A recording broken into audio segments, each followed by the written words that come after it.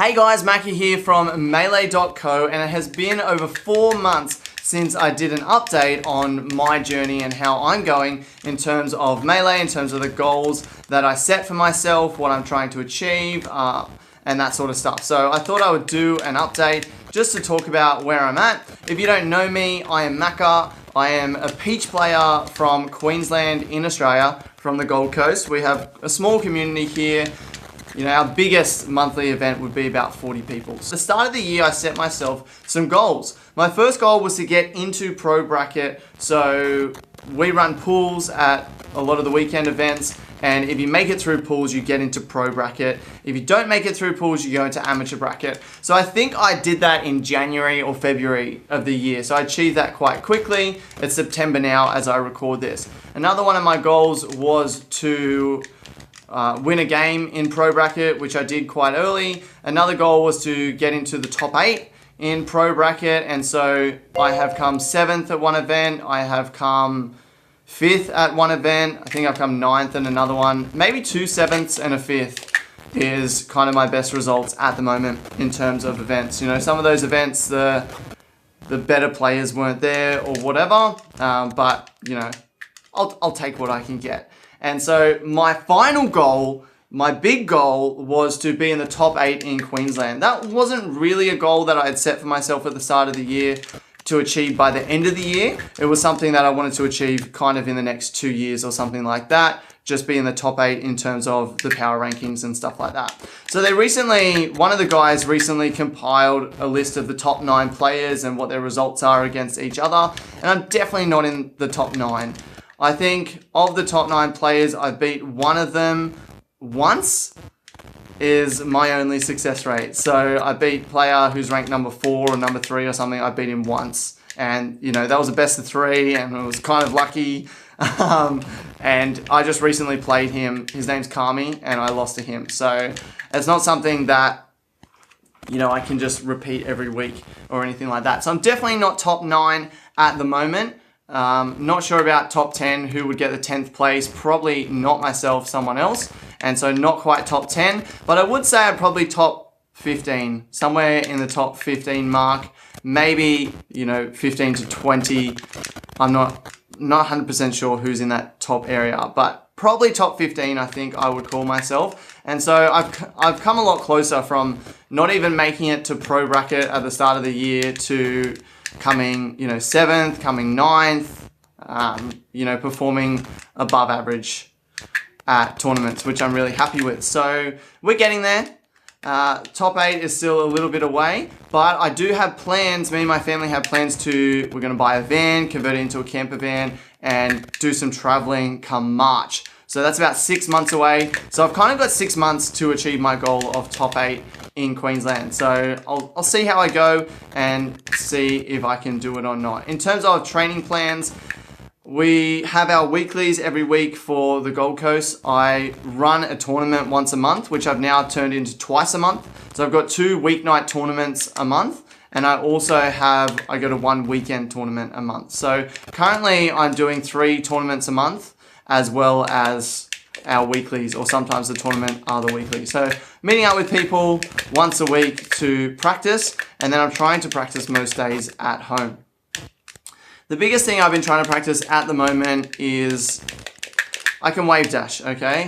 I can wave dash forward, wave dash back, but that's not very useful. And one of the problems that I had was I can dash dance, right?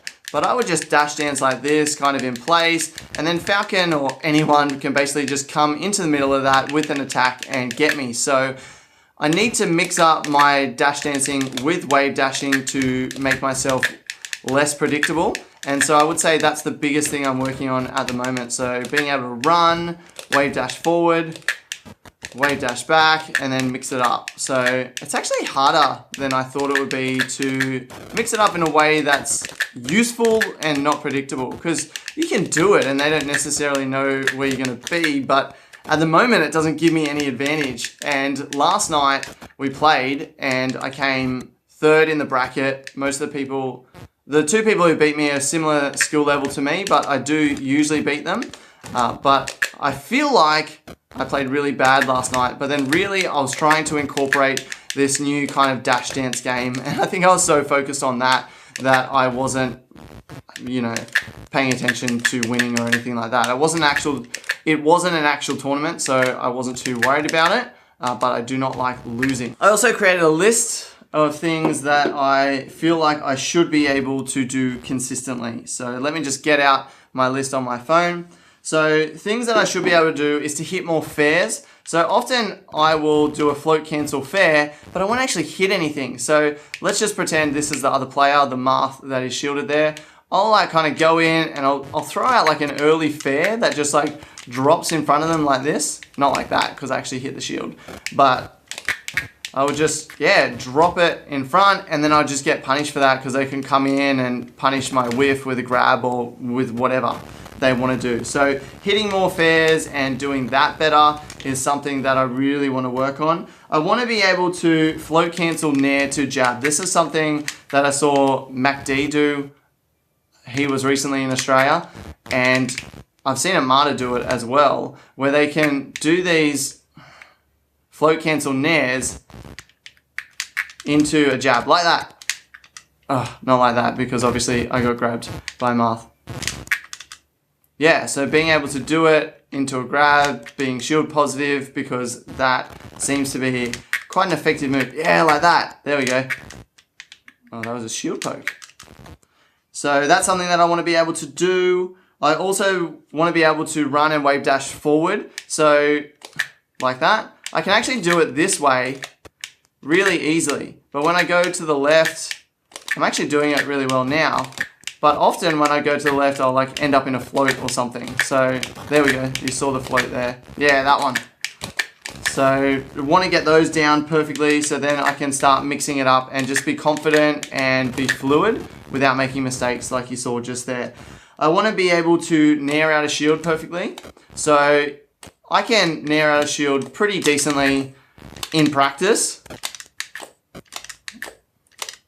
It's not perfect, but it's pretty good.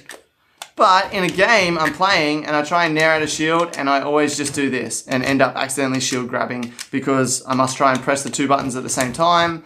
And so I want to work on that and be able to do that in game, because obviously it's a great move for Peach. It's a great option when people are shield pressuring you, because obviously shield grab isn't the best option most of the time.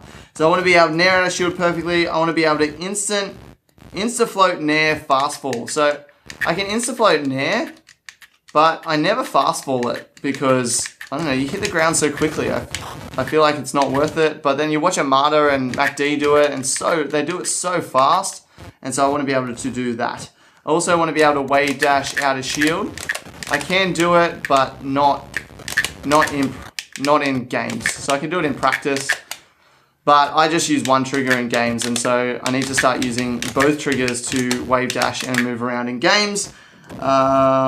I want to be able to insta-float nair out a shield, like this, in matches as well. That was bad. But yeah, I feel like that's a great option as well, because then you're in float, insta-float nair, you're in float so you can do more things, or if you need to drop, you've got float cancelling.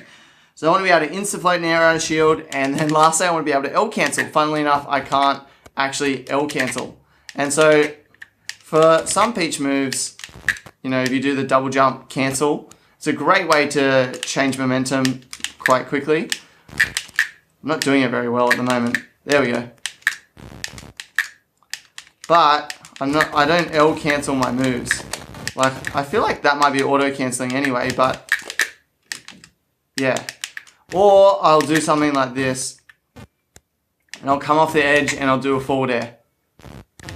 And I don't L cancel it like ever. So I need to get my L cancels down, so really I should turn the flash red on here for when I miss the L cancels. And so that's my list at the moment of things to work on. There's a lot. I've got a tournament coming up in 1 week's time on Tuesday, so I want to do well in that and practice for that. I want to get my movement down fluid, and you know, I've got a whole bunch of things to practice on, and then hopefully that'll affect my tournament placing. So I'll let you guys know how I go on the tournament in Tuesday next week. and I will continue practicing. Something that I'm also considering, which may be a bit crazy, especially for someone where this is just a hobby for them, but I am considering getting coaching. There's a guy in Perth called Quetz who's a very technical peach player. He knows a lot. I feel like he could be a great coach for me with things that I need to work on and do. So that's something that I'm thinking about doing, and you know, if I can get him to be my coach, that would be absolutely awesome. So that's something that I'm thinking about as well. Goal is top 8 in Queensland in the next 6 months. So that's my goal at the moment. Got a lot of practice to do to get there, but hopefully I can achieve it. That's it from me, guys. I've actually got to go and do some work, but you go out there, you keep playing, I'll keep practicing, and I'll see you in the next episode.